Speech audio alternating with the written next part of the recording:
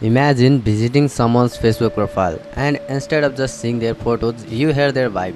Sounds cool, right? Well, guess what? You can set a song on your Facebook profile that plays for anyone who visits. In just a few taps, you can add your favorite track and let your profile do the talking. Let me show you how. So hello everyone, welcome back to our new video and let's start the video. First of all, open your Facebook app on your phone.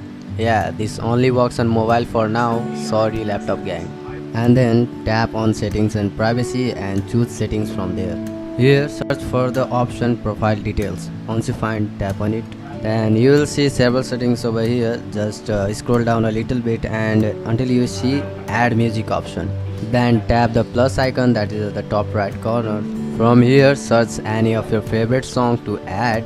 Just tap to add it. Adding is cool but pinning is even better. Tap the three dots next to your song and select pin to profile. Now when someone visits your profile, your song plays right there. So that's it for this video. If this video helped you, then hit the like button and do subscribe for more videos like this. Bye bye, see you all in the next video.